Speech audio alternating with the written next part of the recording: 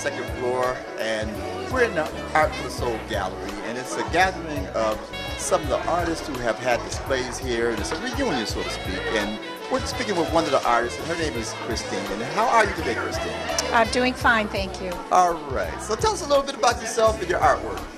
Well, I've been painting for about 12 years now, and I started out in a lot of different mediums and a different style, and I finally think I have found the avenue I'm pursuing at this time, and it's sort of a more minimalistic style, impressionistic, abstract, a combination of all those things, and I really enjoy painting nature. Outstanding. And what do you think about this evening of bringing the artists back together again for a reunion and having your artwork displayed again? I think it's great that all of the old-time artists that helped start the gallery way back a few years ago that have been invited back to put a show together and catch up on with each other, and it's been fun to find out what everybody's been up to and how their paths might have changed or stayed the same. Exactly. Now, you not only do paintings, you not only do paintings, but you have some other crafts that you do. Yes, I do. I also paint on silk scarves, and that's a different style. That it's really probably still impressionistic, but it's using different materials. It's using fabric paint, and it's using blank silk scarves, and it's fun. It's very open and free and fun to do. I really enjoy it. Yes, and they're very beautiful as well. Thank you. And well, tonight you have a few of your pieces on display here. Are these some of your older pieces, some of your newer pieces? These are the pieces that are on display today and till the middle of September, I believe, are my newest paintings. I travel down to the shore quite a bit, and I do plein air painting, and the works that I practice on while I'm there, I bring back to the studio and put them onto a canvas, and it's a lot of fun. It's very inspirational to go to the shore, sit there, stare at the water, stare at the sky, and see what I'm going to come up with. It's fun. I'm on Facebook at Christine Crimmins Studio, and I also have a website, christinecrimmins.com. You can look at my work in either place. You can contact me through that, either of those places, and I'd be happy to talk to you about my work. We're back on Tower Square with the Art for the Soul Gallery's reunion, and we have another artist here, a good friend of mine, and his name is Mr. Glenn Rossi. And Glenn, tell us a little bit about what you have on display for this evening. Okay, these are two watercolors that I did from a workshop at Block Island, Rhode Island, with a famous watercolorist, Mel Stebbins. And the whole week of going around the island drawing and painting different scenes. Basically, they're watercolors, and after I get the basic color in, then I draw with felt markers to get the lines. So they're about an hour each, and it's in the moment, and I like to be in the moment. I don't like to spend too much time. If I can't finish it in an hour or so, I lose kind of interest. But I like a lot of color, basic colors, and I like to draw. So you can see that in these two. And these were done in June 2005. What are your feelings, or what are your thoughts about the artists coming together, the ones that have been like pretty much the originators of this gallery, and being able to come back together like this as a reunion and fellowship? Yeah, it's been a great time here. I was one of the original artists, and a lot of things have changed. A lot of different artists, so it's good that we all get together and show different ways of producing images, and it gets so we can learn from each other. and that's a good thing. Now, Glenn, how can someone get in touch with you if they're interested in your artwork? Okay, my email address is small letters glen.a.rossi@gmail.com. We're still here at the Art for the Soul Gallery, and we have another lovely artist, and her name is Gloria Arce. And Gloria, I want to know if you can tell us your whole correct name, please. My name is Dr. Gloria Caballero Arce. All right, and It's a mouthful. it is, but it's a beautiful name for a beautiful woman. Oh, well, thank you so much. Oh, you're more than welcome. So we're gonna get right into this video. So first Okay. of all, we'll talk about what you have on display today. Well, I brought down some of my jewelry pieces because I was a little late to, bring in my other work, but they asked me if I would, be kind enough to bring in some jewelry pieces, so I did. And I've already changed the display case a couple of times because some people have bought my work, which makes me feel really good. I've been doing jewelry for approximately 10 years now, and I enjoy doing very blingy, elaborate pieces, and I also like to do stuff that has an African feel to it. And like I said, it's my second love, but it's something that I find very relaxing and very entertaining. I understand totally. Yeah, they're very lovely pieces indeed. Thank you. And so tell me, what do you think about the idea of bringing back the artists that were really a part of this gallery's inception and just coming back to networking and whatnot? I think it's a wonderful idea. Whoever thought of it, I think it's great. For the simple reason that, all of us did our exhibitions here at different times. And I would say within the last decade, all the art represented here has had an opening or an exhibition. And that's, that for me is a way to grow, a way to network with other people, and to be inspired by other artists, especially other artists that are in the local community, because you get to know each other well, and you get to know what are your joys are, what your struggles are. So for me, I think it is just a fabulous idea to have this. Outstanding, and I agree totally.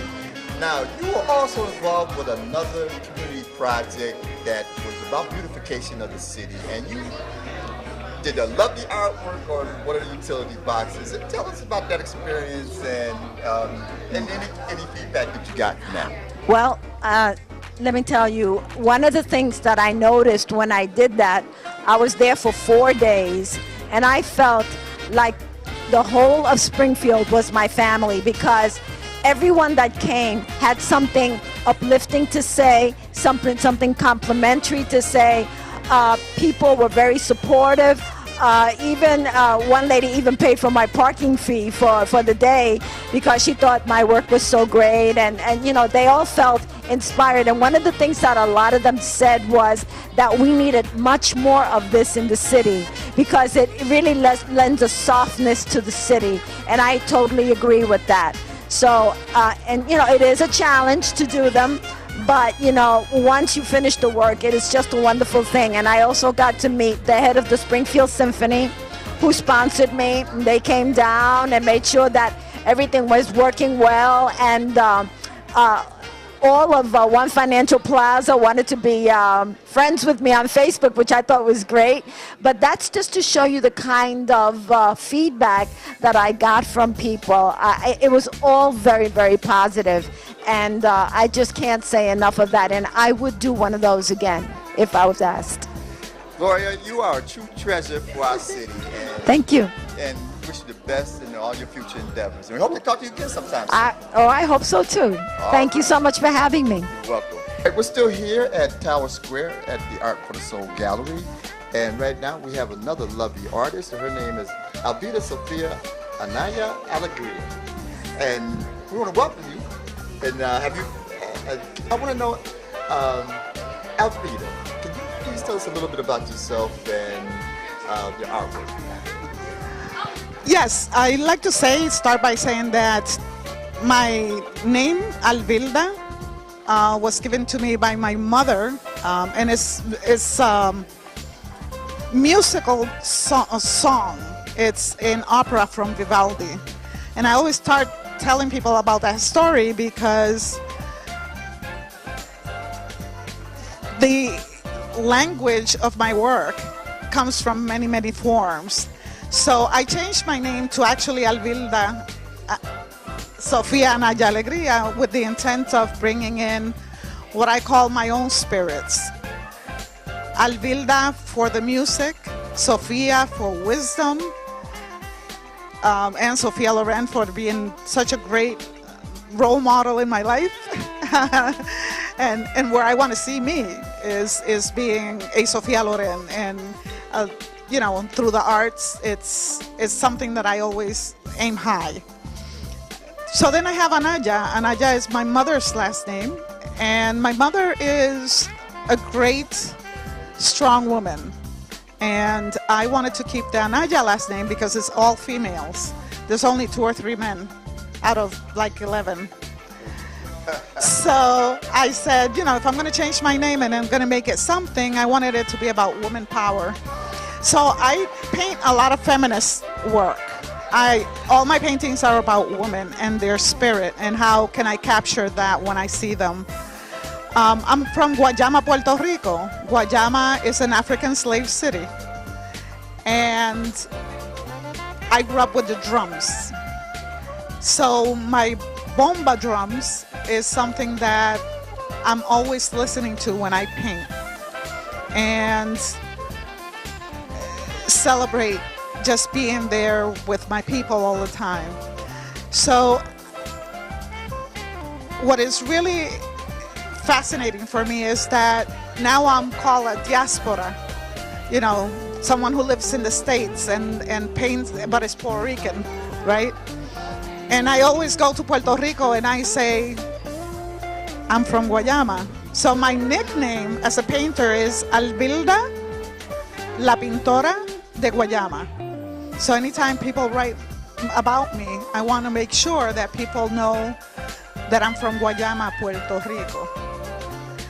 And I celebrate it every day. It's the only thing that I have found that as a Latina woman and now professor at Cambridge College, and I was also a professor at Springfield College for many, many years, and taught at UMass for 1 semester, that I needed to honor that space because for a little while there it felt very scary.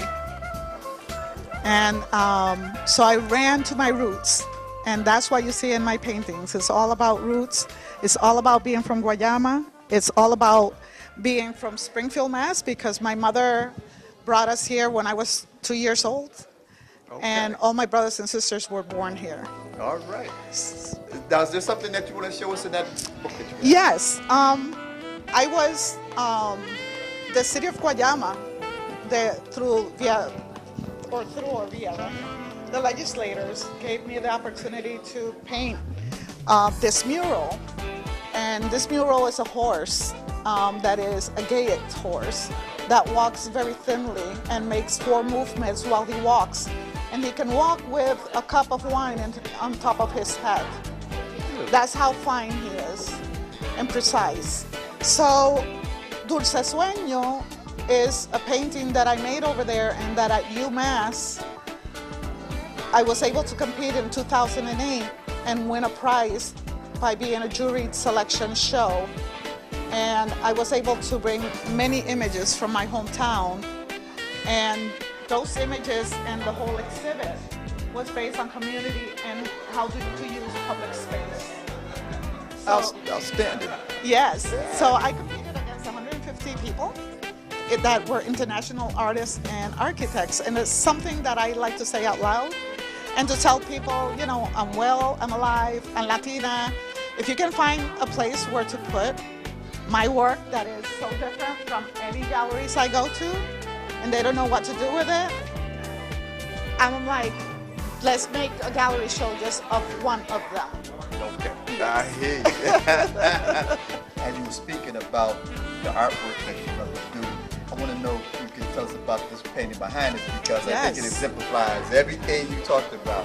One of the beautiful things of my work is that it's all intricate in leaves and waves.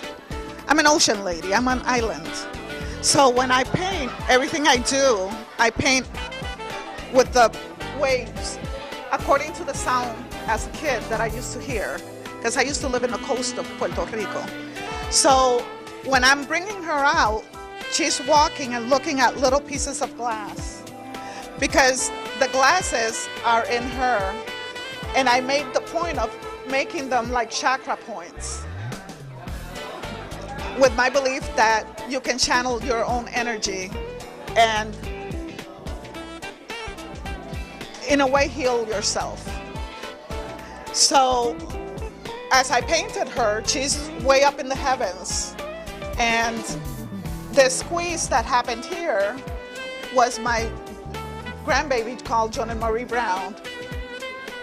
So there's a lot of parallels in my work. And you're gonna always see my blues, my reds, and my oranges. When I paint African American women, and specifically the Puerto Rican women, I always want to make sure that they have the different tones of black that we have in the island. And this one, it has a lot of Taino elements, sort of resembling pictographs.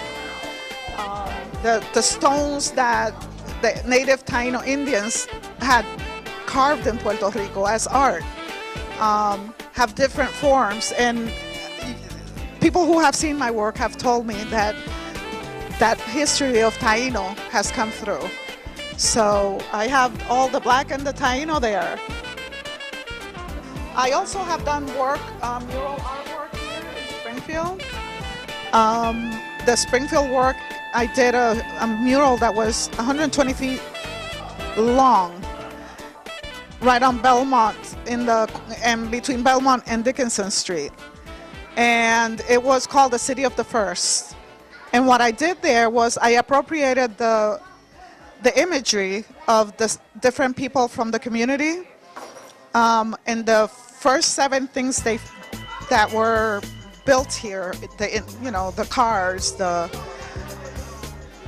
roller skates, well, not roller skates, the ice skates from Barney, and other different elements that were invented here. And I added the first black person here, the first black family, and I added the first Mexican person that came here. I added airplanes that are not shown at the museum, but they say made in Mexico. So there's a lot of connections that we have, and I was like, but we were here from this era on, so let me find out what we have that we can add to the City of First. So I added the family of First, Latino, Black, Asian, and did that. Now tell me, that sounded like a lot of research and certainly a lot of painting. Yes. This is a very large painting. How long did it take you to do the research and to actually It took me 8 months in one summer, and I had to wait to finish it the following summer. It was intense. The research, the people at the museum archives were wonderful. They did a great job helping me with that. The Springfield Cultural Council gave me money to do it, and the Business Development Corporation at the X were the people who actually hired me to do this, and I was really pleased. It was my first project here. People painted over it, which is usually what happens with murals, but I got to do it. Amen. Now, I tell you, Alvin, I could talk to you all day long. You are such a charming woman. Thank you. And I just want to know if you could tell us, what do you think about this evening of bringing artists together, the camaraderie, who have been sort of the anchor for this museum even being here? Yes, and I call it a museum, being here. Absolutely.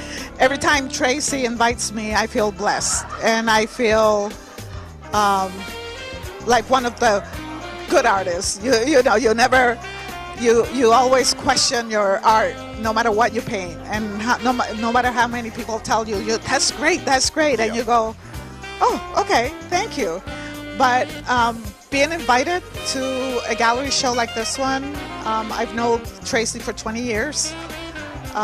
Many years ago, I used to bring more work in of mine, but got really busy later in life and was doing murals overseas and things like that. And so the camaraderie is always great. I'm always fascinated to see a lot of women who are powerful. Yeah. You know, I love Tracy for her power, and I love my friends who have been here and other colleagues and painters. Okay. And I know there's a few men, but That's right. but I'm looking out for the girls. Yeah, better. That's your job. Yeah. So tell us, how can someone get in touch with you or find out more about your work online maybe, or Okay. call you, whatever? Yes, my name is the same at, you can either, there's a couple of things. You can use my full name, and as long as you spell Alvilda, A-L, V as in Victor, I-L, D as in David, A, and then Springfield or UMass, you immediately find me. Outstanding. And that's the shortest way. The name of my business happens to be Galeria in Spanish, so it has only one L. And where it gets a little confusing, but I didn't want to not do it and make it easier for people to find me, Right. was that I wanted to write the name of the opera. And Galeria, La Alvilda was an opera. Right. And so I left the L after Galeria. I left the L with an apostrophe, and then my name again. Galeria La Alvilda. Outstanding. So, and it's .com, so that's my webpage. I've been lucky to have a lot of reviews throughout the city, here, Northampton, other places in the newspaper. So if you, again, put Alvilda Northampton or Alvilda Springfield, those 7 letters will get you to me. All right. I bet it will. And the phone number is 413-821-4377. Very good. Thank you you. so much, Alvilda. Yes. And we look forward to hearing more about you as you progress through life. And Yes. hopefully we'll get a chance to talk again sometime. Yes, All thank right. you. You're welcome. And we'll be right back with more right after this.